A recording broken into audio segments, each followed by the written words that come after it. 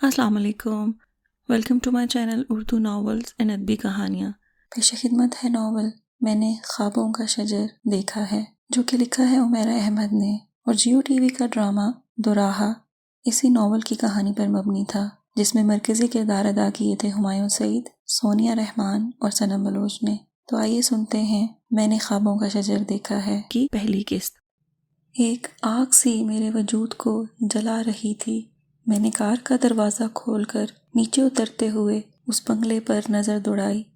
وہ میرے بنگلے سے بہت بڑا تھا۔ آگ بھڑکتی ہی جا رہی تھی۔ میں گیٹ کی طرف بڑھ گئی۔ کال بیل بجاتے ہوئے میں نے گھر کے مالک کا نام پڑھا۔ مجھے لگا کسی نے مجھے دھکیل کر پھانسی کے تختے پر چڑھا دیا ہو۔ شبے کی کوئی گنجائش نہیں رہی تھی۔ چند لمحے بعد گیٹ کھول کر ایک چوکیدار باہر آیا۔ اس نے مجھ سے میرے آنے کا مقصد پوچھا تھا۔ میں اسے جواب دینے کے بجائے دروازہ دھکیل کر اندر چلی گئی۔ وہ میرے پیچھے آیا مگر مجھے روک نہیں سکا۔ سامنے وسیع و عریض پورچ میں ایک بچہ سائیکل چلا رہا تھا۔ وہ مجھے دیکھ کر رک گیا۔ میں نے اس کا چہرہ دیکھا۔ کسی نے میرے گلے میں پھندا ڈال دیا۔ چہرہ شناسا تھا۔ آج زوال کا دن تھا۔ میں لپکتی ہوئی اس کے پاس گئی۔ تمہارا نام کیا ہے؟ ولید عمر، اس نے کچھ کنفیوز ہو کر جواب دیا۔ کسی نے پھندے کو کس دیا تھا۔ تمہاری امی کہاں ہیں؟ میں نے رکتی ہوئی سانس کے ساتھ پوچھا۔ اس نے ہاتھ سے میری پشت کی طرف اشارہ کیا۔ میں پیچھے مڑ گئی۔ ایک عورت لان سے میری طرف آ رہی تھی۔ میں نے اس کے چہرے پر نظر دوڑائی۔ چہرہ پہچاننے میں دیر نہیں لگی۔ سب کچھ شناسا تھا۔ کسی نے میرے پیروں کے نیچے سے تختہ نکال لیا۔ میں پھندے سے جھولنے لگی تھی۔ اس نے بھی مجھے دیکھا تھا۔ اس کے چہرے پر کوئی تاثر نہیں ابھرا۔ اس نے دوبارہ مجھ پر نظر نہیں ڈالی۔ وہ میرے پاس سے گزر کر اپنے بیٹے کے پاس گئی اور اسے لے کر اندر چلی گئی۔ میں بھاگتی ہوئی گیٹ سے باہر آ گئی۔ ڈرائیور نے مجھے دیکھ کر دروازہ کھول دیا۔ میں نے اندر بیٹھ کر آنکھیں بند کر لیں۔ دنیا ختم ہو گئی تھی۔ سب کچھ تباہ ہو گیا تھا اور میں زندہ تھی۔ میں نے عمر حسن کو اتنا چاہا ہے کہ شاید کبھی کسی اور نے اسے نہیں چاہا ہوگا۔ اس کی ماں نے بھی نہیں۔ وہ میرے لیے میرے وجود کا حصہ تھا، اور حیرت کی بات یہ ہے کہ میں کبھی بھی اسے یہ بات نہیں بتا سکی تھی۔ وہ میری خالہ کا بیٹا تھا اور میرے چچا کا بھی۔ اس سے میرا دوہرا رشتہ تھا۔ ہم دونوں کے گھر پاس پاس تھے اور گھروں میں آنا جانا بھی بہت تھا۔ میرے ابو بزنس مین تھے، اس کے ابو وابڈا میں سپرنٹینڈنٹ تھے۔ مالی لحاظ سے ہم ان سے بہت بہتر تھے، بلکہ یہ کہنا بہتر ہوگا کہ ان کا اور ہمارا کوئی مقابلہ نہیں تھا۔ لیکن اس کے باوجود دونوں گھرانوں کے تعلقات بہت اچھے تھے۔ شاید وجہ وہ دوہرا رشتہ تھا جو ہمارے والدین کے درمیان تھا۔ بہرحال جو بھی وجہ تھی، ہم دونوں خاندان بہت قریب تھے۔ ہمارے گھروں کی دیواریں آپس میں ملی ہوئی تھیں، اور صحن میں دروازہ بھی تھا جو ہر وقت کھلا رہتا۔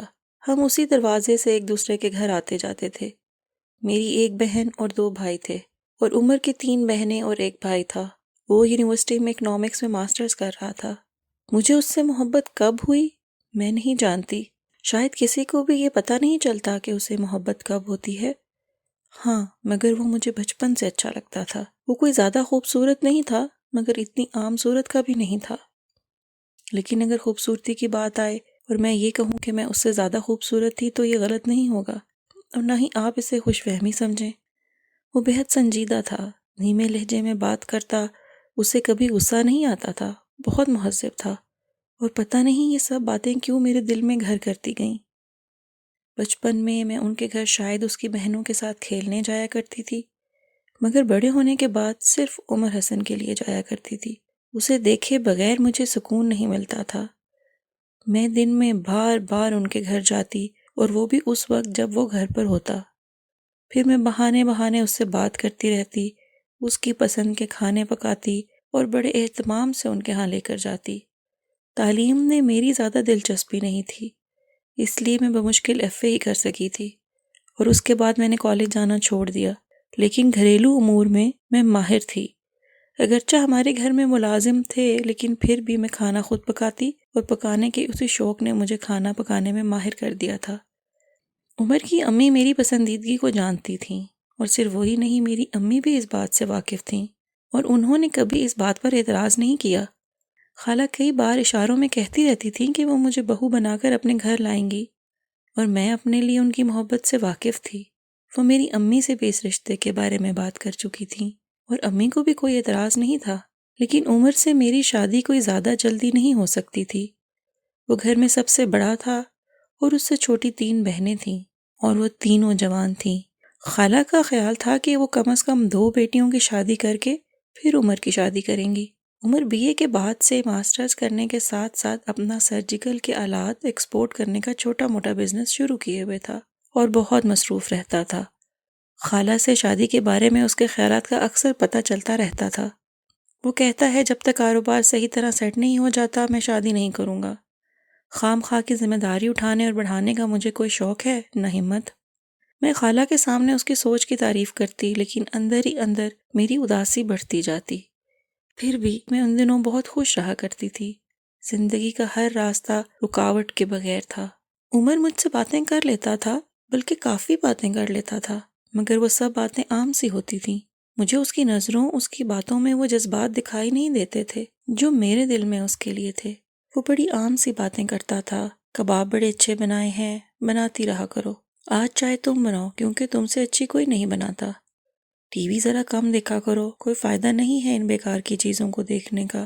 تم نے پلانٹس کو بہت اچھے طریقے سے رکھا ہے، پورے گھر کو خوبصورت بنا دیا ہے تم نے۔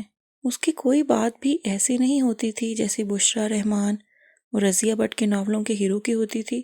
نہ وہ فدا ہو جانے والی نظروں سے دیکھتا تھا، نہ وہ میرا آنچل پکڑ لیتا تھا، نہ وہ میرے لیے چھتوں پر آتا تھا، نہ وہ میرے بالوں میں پھول لگاتا تھا، نہ وہ میرے لیے پھولوں کے گجرے لاتا تھا، نہ میرے حسن کے قصیدے پڑھتا تھا، نہ وہ میری کلائی پکڑ کر ہاتھ میں پہنی چوڑیاں توڑتا تھا، نہ وہ میرے لباس کے رنگوں کی تعریف کرتا تھا۔ پھر بھی میرا دل تھا کہ روز بروز اس کے عشق میں ڈوبتا گیا۔ کبھی کبھی میرا دل چاہتا کہ میں اسے سب کچھ کہہ دوں۔ ہر دفعہ میں تہیہ کر کے اس کے گھر جاتی، وہ حال چال پوچھتا، کوئی نصیحت کرتا، کبھی کچھ کھانے کو دے دیتا، اور میں بڑی خاموشی سے اس کی وہی پرانی باتیں سن کر واپس گھر آ جاتی۔ گھر آ کر میں جھنجھلاتی، کیا اسے نظر نہیں آتا کہ میری آنکھوں میں اس کے لیے کیا ہے؟ کیا وہ نہیں جانتا کہ میں اس کے گھر کس کے لیے جاتی ہوں؟ وہ آخر یہ سب کیوں نہیں سمجھ لیتا؟ یہ پہیلی تو نہیں؟ پھر آخر وہ یہ سب کیوں کرتا ہے؟ اتنا بے خبر، اتنا انجان کیوں بنا ہوا ہے؟ کیا مرد اتنا بیوقوف ہوتا ہے؟ کیا اس کا دل نہیں ہوتا؟ میں سوچتی اور کمرے کے چکر لگاتی رہتی، پانی پیتی اور اپنے اندر کی آگ کو بجھاتی رہتی، گہرے سانس لیتی اور اپنے غصے کو ٹھنڈا کرتی رہتی۔ عمر حسن بیوقوف نہیں تھا، اور اس کا دل بھی تھا، ہاں، مگر یہ دل کسی اور کے پاس تھا۔ اسے میں اس لیے نظر نہیں آتی تھی کیونکہ کوئی پہلے ہی اس کی نظر میں آ چکی تھی۔ ثنا اس کی کلاس فیلو تھی۔ عمر کب سے اسے پسند کرتا تھا یہ میں نہیں جانتی، مگر وہ شروع سے ہی اس کے ساتھ پڑھتی تھی۔ دونوں کا ساتھ بہت پرانا تھا۔ ثنا کے والدین کسی کالج میں پڑھاتے تھے۔ وہ 3 بہنیں تھیں اور وہ سب سے بڑی تھی۔ عمر نے کبھی کسی سے اس بات کا اظہار نہیں کیا کہ وہ کسی لڑکی کو پسند کرتا ہے، مگر جب اس نے فائنل ایئر کے پیپرز دے دیے تو پھر اس نے اپنی امی کو ثنا کے بارے میں بتایا تھا اور ان سے کہا تھا کہ وہ اس کا رشتہ لے کر ان کے گھر جائیں۔ خالہ نے اس کی بات ماننے سے صاف انکار کر دیا۔ وہ روتی دھوتی ہوئی ہماری طرف آ گئی تھیں اور انہوں نے میری امی کو سارا قصہ سنا دیا تھا۔ میری امی کا رد عمل بھی خالہ جیسا ہی تھا، مگر پھر وہ نارمل ہو گئی تھیں، مگر مجھے ایسا لگا تھا جیسے میرے دل کی حرکت بند ہو گئی تھی۔ عمر حسن کسی اور سے محبت کرتا ہے، کسی اور سے شادی کرنا چاہتا ہے، اور میرا کیا ہوگا؟ مجھ میں کیا نہیں تھا جو اسے مجھ سے محبت نہیں ہوئی؟ مجھے لگا تھا کسی نے میرے وجود کو گہری کھائی میں دھکیل دیا تھا۔ میری امی کو تھوڑی بہت پریشانی ہوئی، مگر پھر شاید انہوں نے خدا کا شکر ادا کیا ہوگا کہ انہوں نے میرا اور عمر حسن کا رشتہ طے نہیں کیا تھا، صرف زبانی کلامی ہی بات ہوئی تھی، ورنہ ان کی بہت بدنامی ہوتی۔ مگر انہیں کیا پتا تھا کہ تعلق دلوں میں بنتے ہیں، اور عمر حسن سے میرا جو تعلق بن چکا تھا وہ اب کبھی بھی نہیں ٹوٹنا تھا۔ عمر خالہ کو بار بار مجبور کر رہا تھا کہ وہ اس کی بات مان لیں اور رشتہ وہاں لے کر جائیں، لیکن خالہ سختی سے اپنی ضد پر قائم تھیں۔ عمر کے ابو کو اس رشتے پر کوئی اعتراض نہیں تھا، اگر کسی کو تھا صرف خالہ کو۔ لیکن جب سب گھر والوں نے انہیں مجبور کرنا شروع کر دیا تو انہوں نے یہ بہانہ کرنا شروع کر دیا کہ جب تک تینوں بیٹیوں کی شادی نہیں ہوگی وہ عمر کی شادی نہیں کریں گی، نہ ہی ابھی کہیں اس کی نسبت طے کریں گی۔ میں نے ان کے گھر آنا جانا کم کر دیا تھا، مگر پھر بھی ان کے گھر کی ہر خبر کا مجھے علم ہوتا رہتا تھا۔ جب خالہ کسی طور بھی اس کا رشتہ لے جانے پر تیار نہیں ہوئی تو عمر حسن ماں سے ناراض ہو گیا۔ اس نے ان سے بول چال ختم کر دی تھی۔ وہ ان دنوں ویسے بھی اپنا کاروبار اچھی طرح اسٹیبلش کرنے کی کوشش کر رہا تھا اور بہت مصروف ہوتا تھا، لیکن ماں سے ناراض ہونے کے بعد وہ گھر میں صرف سونے کے لیے آیا کرتا۔ اس نے گھر میں کھانا کھانا بھی بند کر دیا تھا۔ خالہ ہر روز ہمارے گھر آتی اور کئی گھنٹے اس کی شکایتیں کرتی رہتی، مگر میں جانتی تھی یہ صرف شکایتیں نہیں تھیں، وہ اس کے رویے سے بے حد پریشان تھیں۔ آخر وہ ان کا سب سے بڑا بیٹا تھا اور پھر کماؤ بھی۔ انہوں نے اپنی تینوں بیٹیاں اسی کے سہارے بہانی تھیں، کیونکہ میرے چچا کے ریٹائرمنٹ میں بس 1 سال رہ گیا تھا۔ انہیں یہ خوف بھی تھا کہ کہیں وہ گھر چھوڑ کر ہی نہ چلا جائے، اور اگر وہ ایسا کر بیٹھتا تو پھر وہ کیا کرتی۔ روز بروز خالہ کمزور پڑتی جا رہی تھیں، ان کی ضد ختم ہو رہی تھی اور ان کی کمزوری مجھے بھی کمزور کر رہی تھی۔ یہ سوچ کر ہی میرا سانس رکنے لگتا تھا کہ کوئی اور لڑکی اس گھر میں عمر حسن کی بیوی بن کر آ جائے گی، اور میں کیا کروں گی؟ ان دنوں میں بہت دعائیں مانگتی رہتی تھی۔ شاید میں نے اپنی پوری زندگی میں اتنی دعائیں نہیں کی ہوں گی جتنی میں نے ان دنوں کی تھیں، مگر کچھ بھی نہیں ہوا تھا۔ 1 ہفتے بعد خالہ ثنا کا رشتہ مانگنے چلی گئی تھی اور ثنا کے گھر والوں نے فوری طور پر ہاں کر دی تھی۔ اس رات میں بہت روئی تھی، اتنا روئی تھی کہ اگلی صبح میری آنکھیں کھل نہیں پا رہی تھیں۔ مجھ پر کیا گزر رہی تھی کوئی نہیں جانتا تھا۔ امی اسے میری بے وقوفی سمجھ رہی تھیں۔ تمہارا تو دماغ خراب ہو گیا ہے، تمہارے لیے رشتوں کی کیا کمی ہے، اور عمر میں کون سا سرخ خواب کے پر لگے ہیں؟ تمہارے لیے تو میں اس سے کئی گنا اچھا رشتہ ڈھونڈوں گی، اور یہ اچھا ہی ہوا کہ ابھی میں نے اس سے تمہارا رشتہ طے نہیں کیا تھا، ورنہ تم خود سوچو اگر کہیں بعد میں یہ سب پتہ چلتا تو ہم کیا کرتے۔ انہوں نے اگلے دن میری سوجی ہوئی آنکھیں دیکھ کر کہا تھا۔ میں نے بڑی خاموشی سے ان کی باتیں سنی تھیں اور اسی طرح انہیں دوسرے کان سے نکال دیا تھا۔ یہ محبت کو کیا سمجھتی ہوں گی؟ انہوں نے کبھی محبت کی ہوتی تو یہ جانتی کہ کسی کو دل سے نکالنا کتنا مشکل ہوتا ہے۔ میں نے سوچا تھا عمر کی ثنا سے صرف نسبت طے نہیں ہوئی تھی، بلکہ 1 ماہ کے اندر اندر وہ بیاہ کر عمر کے گھر آ گئی۔ حالانکہ خالہ نے اس پر بہت شور مچایا تھا۔ وہ چاہتی تھیں کہ پہلے کم از کم بیٹیوں کی شادی کریں پھر عمر کی شادی ہو، مگر ثنا کے گھر والوں کو بہت جلدی تھی اور عمر نے اپنی امی کو بس یہ کہہ کر چپ کروا دیا تھا۔ میں جانتا ہوں میری 3 بہنیں ہیں اور میں یہ بھی جانتا ہوں کہ وہ غیر شادی شدہ ہیں، لیکن میں نے کب ان کی ذمہ داریاں اٹھانے سے انکار کیا ہے؟ وہ اب بھی میری ذمہ داری ہیں، شادی کے بعد بھی وہ میری ذمہ داری رہیں گی، اور اس سلسلے میں آپ کو مجھ سے کوئی شکایت نہیں ہوگی۔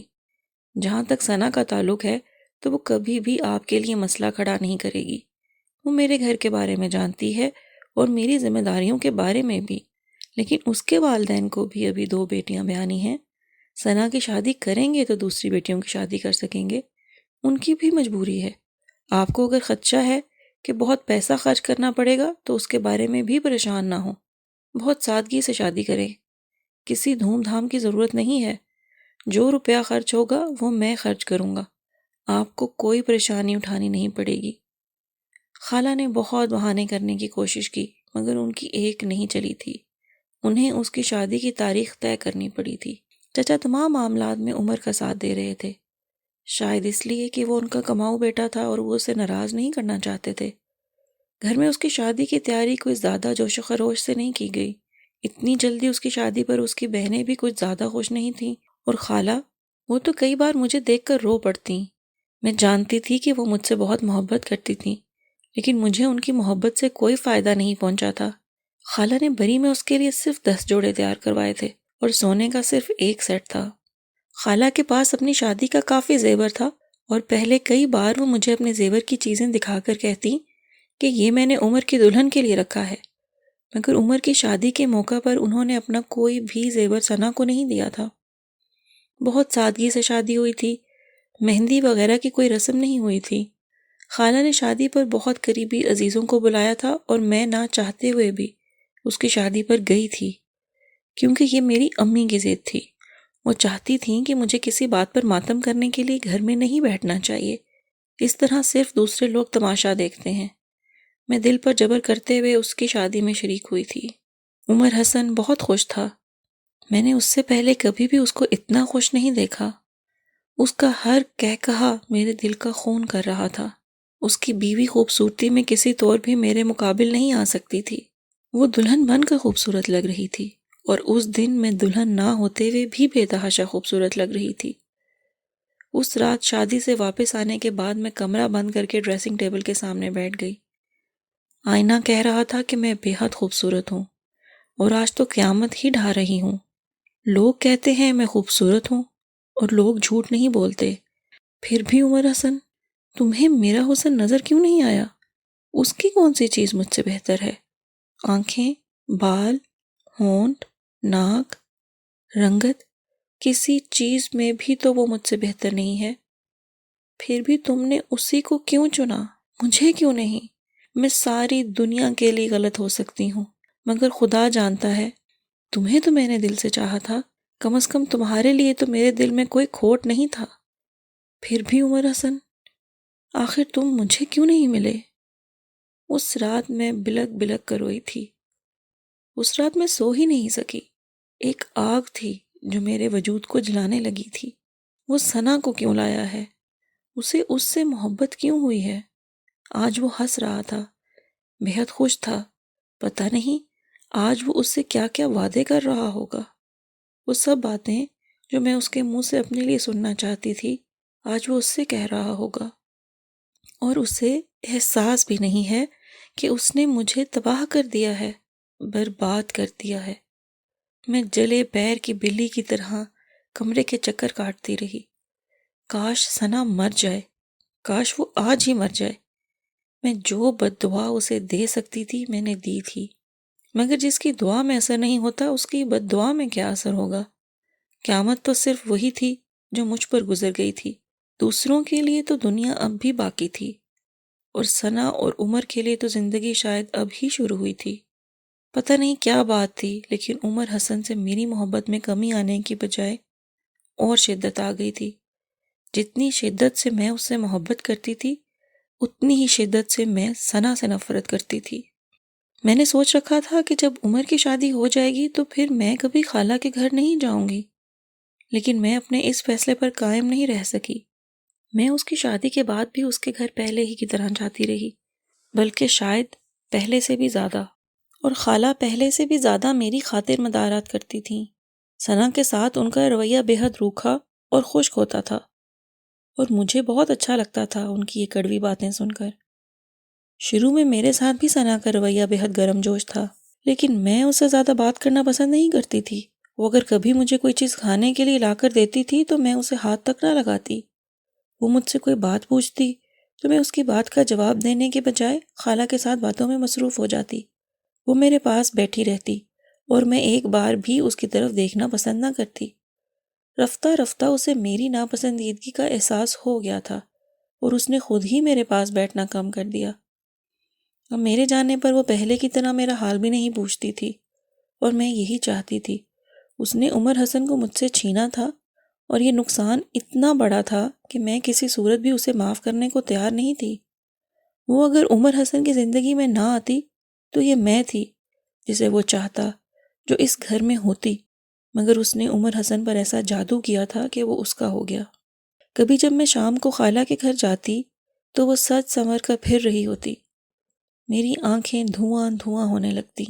میرا دل چاہتا میں اس کے بال نوچوں، اس کے کپڑے پھاڑ ڈالوں، اس کا چہرہ اپنے ناخنوں سے بگاڑ دوں۔ اور کتنے حربے آزمائے گی تو چڑیل، اور کتنے حربے آزمائے گی؟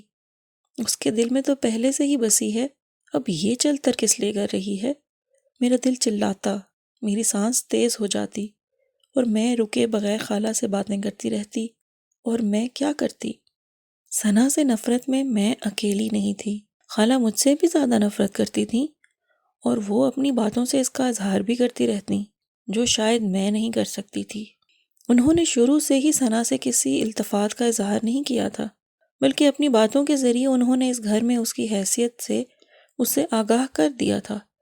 ثنا کو اس کے ماں باپ نے بہت اچھا جہیز دیا تھا، ضرورت کی کوئی ایسی چیز نہیں تھی جو انہوں نے نہ دی ہو، لیکن خالہ نے پھر بھی جہیز پر بہت سے اعتراضات کیے تھے اور نقص نکالے تھے۔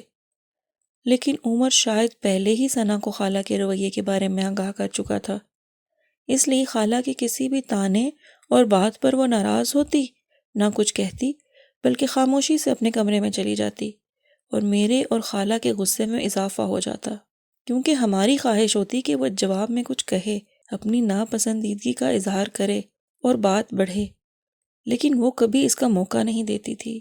یہ پڑھی لکھی لڑکیاں بڑی میسنی اور گھنی ہوتی ہیں، بڑے فریب آتے ہیں انہیں۔ یہ ابھی تو آپ کے سامنے معصوموں کی طرح منہ بند کر کے پھرتی ہے، مگر بعد میں عمر کو سب کچھ بتاتی ہوگی۔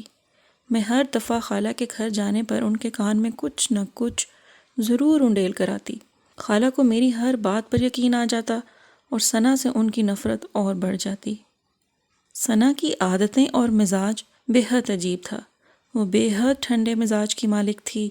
وہ ایک بڑے گھر سے چھوٹے گھر میں آئی تھی، لیکن پھر بھی اس میں نہ نخرہ تھا، نہ غرور، اور نہ ہی اسے کسی بات پر شکوہ ہوتا تھا۔ وہ خاموشی سے خالہ کی باتیں سنتی اور کسی رد عمل کا اظہار نہ کرتی۔ شادی کے کچھ ہی عرصے بعد خالہ نے اسے گھر کے کاموں پر لگا دیا تھا۔ اس نے گھر کا کام کرنا شروع کر دیا تھا، لیکن وہ صرف ایک وقت کا کھانا پکاتی تھی، برتن اور کچن صاف کرتی تھی، اور صحن اور ڈرائنگ روم کی ذمہ داری اس نے اپنے سر لی تھی۔ خالہ کی لاکھ چیخ و پکار اور نندوں کے بسورے ہوئے چہروں کے باوجود اس نے پورے گھر کی ذمہ داری نہیں لی تھی۔ وہ خالہ کی باتیں سن لیتی تھی، لیکن پھر بھی کام وہ صرف اتنا ہی کرتی تھی جتنا اس نے کہا تھا۔ خالہ کو اس پر بے حد طیش آتا تھا۔ ایک ہفتے تک وہ عمر کے کان بھی کھاتی رہیں کہ ثنا گھر کے کام میں دلچسپی نہیں لیتی، لیکن اس کے پاس بھی ایک ہی جواب تھا: امی، میں اسے نوکرانی بنا کر نہیں لایا ہوں، وہ اس گھر کی فرد ہے۔ جتنا کام اسما، زیب اور یاسمین کرتی ہیں، اتنا ہی کام وہ بھی کرتی ہے۔ ظاہر ہے ان سے زیادہ تو نہیں کر سکتی، پھر آپ کو کس بات پر اعتراض ہے؟ اب اگر وہ سب لوگوں کے کپڑے نہیں دھوتی تو ٹھیک ہے، وہ اپنے اور میرے کپڑے دھو لیتی ہے، آپ کے اور ابو کے بھی دھو سکتی ہے، لیکن باقی لوگ اپنی ذمہ داری خود اٹھا سکتے ہیں، اور مجھے تو اسے یہ کہتے ہوئے بھی شرم آئے گی کہ وہ میری بہنوں اور بھائی کے کپڑے دھوئے۔ وہ بڑی اطمینان سے کہہ دیتا، اور خالہ کے تن بدن میں آگ لگ جاتی، مگر عمر پر کوئی اثر نہیں ہوتا تھا۔ وہ بھی ثنا کی طرح امی کی باتیں سنتا رہتا اور چپ رہتا۔ امی ان دنوں بڑے زور و شور سے میرے لیے رشتہ ڈھونڈ رہی تھیں۔ بعض رشتے انہیں کسی وجہ سے پسند نہ آتے، اور جو انہیں پسند آتے انہیں میں ٹھکرا دیتی۔ میں شادی کرنا ہی نہیں چاہتی تھی۔ میں جو جگہ عمر حسن کو دے چکی تھی وہ اب کسی اور کو نہیں دے سکتی تھی، مگر میں یہ بات ان سے نہیں کہہ سکتی تھی۔ ہاں، جو کام میں کر سکتی تھی وہ کر رہی تھی۔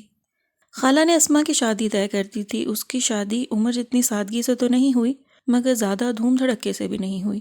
خالہ نے اپنے زیورات کا ایک حصہ اسے دے دیا تھا۔ کچھ چیزیں اس کے جہیز کے لیے خالہ نے پہلے سے تیار کر کے رکھی ہوئی تھیں، باقی اشیاء کا انتظام عمر نے کیا تھا۔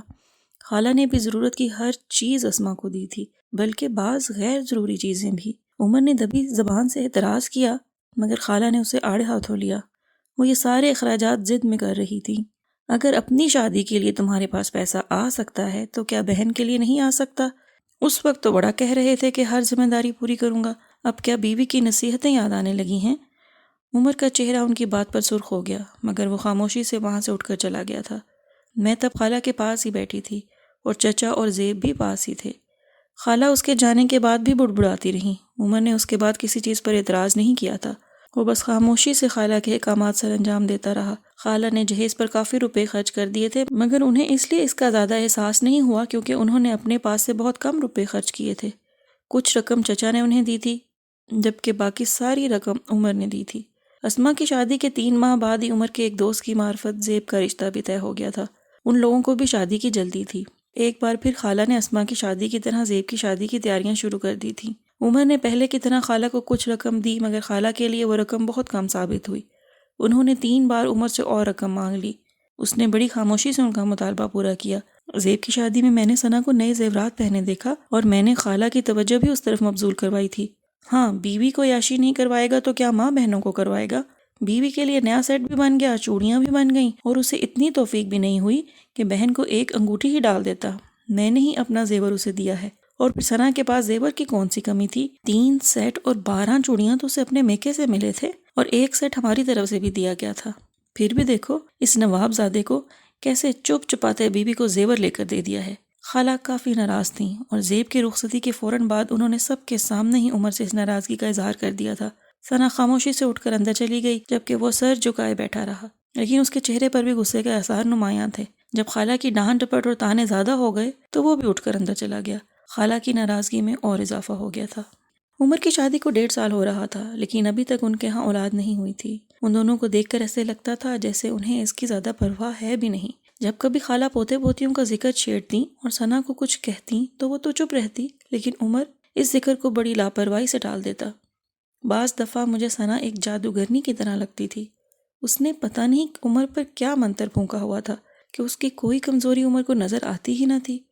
وہ خالہ کی باتوں پر کان دھرتا تھا، نہ گھر والوں کی شکایتوں پر، اور اس کی اس عادت نے میرے حسد کو اور بھڑکا دیا تھا۔ پتہ نہیں کیا ہوا تھا، مگر آہستہ آہستہ اس کا کاروبار بڑھنے کے بجائے گھٹتا ہی گیا تھا۔ باہر سے ایکسپورٹ کے آرڈرز ملنا پہلے سے کم ہوئے اور پھر آہستہ آہستہ بند ہی ہو گئے۔ ان دنوں میں جب بھی خالہ کے گھر جاتی ان کے ہونٹوں پر کاروبار ہی کا ذکر ہوتا۔ اچھا بھلا کام چل رہا تھا، مگر جب سے یہ چڑیل گھر میں آئی ہے آہستہ آہستہ کاروبار ختم ہی ہو گیا ہے۔ وہ اب بلند آواز سے ثنا کو کوسنے دیا کرتی تھیں، اور تب پہلی بار میں نے اسے پریشانی میں دیکھا، اور یہ احساس میرے دل کو بے حد تقویت پہنچا رہا تھا کہ اب وہ تکلیف میں وقت گزارے گی، اب وہ لڑے گی، چیخے گی، چلائے گی۔ آخر وہ انسان تھی، اور پچھلے 1.5 سال سے وہ عیش ہی تو کر رہی تھی۔ مجھے عمر حسن سے ہمدردی تھی۔ اگر یہ حالت ثنا سے شادی کرنے سے پہلے ہوتی تو میں اپنا سب کچھ اس پر نشاور کر دیتی۔ میں ابو کو مجبور کرتی کہ وہ اس کی مدد کریں، لیکن اب نہیں۔ اب میں اس کی مدد نہیں کر سکتی تھی۔ اب میں اسے بھی تکلیف میں دیکھنا چاہتی تھی۔ اسے بھی تو پتہ چلنا چاہیے تھا کہ جب مٹھی میں جکڑی ہوئی چیزیں پھسل جاتی ہیں اور لاکھ کوشش کرنے کے باوجود ہاتھ نہیں آتی تو کیسا لگتا ہے۔ اس کو بھی تو معلوم ہونا چاہیے تھا کہ جس چیز کی سب سے زیادہ ضرورت ہو اور وہ آپ کے پاس نہ رہے تو کیا ہوتا ہے۔ میں ان کے گھر جاتی رہتی تھی، میں چہرے دیکھتی رہتی تھی۔ پہلے وہ بہت مصروف ہوتا تھا اور بہت کم ہی گھر پر نظر آتا تھا، مگر اب وہ اکثر گھر پر نظر آیا کرتا تھا۔ پچھلے کئی سالوں سے اس کے چہرے پر جو رونق رہتی تھی وہ غائب ہونے لگی تھی۔ میں جانتی تھی وہ پریشان ہے، اور بعض دفعہ میرا دل چاہتا میں بھاگ کر اس کے پاس جاؤں اور کہوں، مجھے بتاؤ تمہیں کیا چاہیے، تمہیں کس چیز کی ضرورت ہے، مگر تم مسکراؤ۔ مگر پھر وہ آ جاتی ہمیشہ کی طرح، اور میرے سارے جذبات بھگ سے اڑ جاتے۔ ان دنوں خالہ بھی بہت پریشان تھیں، اور وہ اپنی پریشانی کا اظہار وقتاً فوقتاً جھگڑوں سے کرتی رہتی تھیں۔ ان جھگڑوں کا نشانہ ثنا بنتی، اور اب تو خالہ عمر کو بھی طعنے دینے لگی تھیں۔ وہ اسے کئی دفعہ غصے سے کہتی گھر چلانا اب اس کی ذمہ داری ہے، اور وہ محنت کرنے کے بجائے کام چوروں کی طرح ادھر ادھر پھر کر شام کو گھر آ جاتا ہے۔ اسے فکر ہی نہیں ہے کہ گھر میں کچھ پکانے کے لیے ہے یا نہیں، اور گھر کا خرچ کہاں سے چل رہا ہے۔ بعض دفعہ خالہ میرے سامنے ہی یہ کہتی، اور وہ سرخ چہرے کے ساتھ وہاں سے چلا جاتا۔ اگر ثنا وہاں ہوتی تو مجھے خالہ کی یہ ڈانٹ پھٹکار بہت اچھی لگتی، اگر وہ نہ ہوتی تو مجھے اس پر بے اختیار ترس آتا۔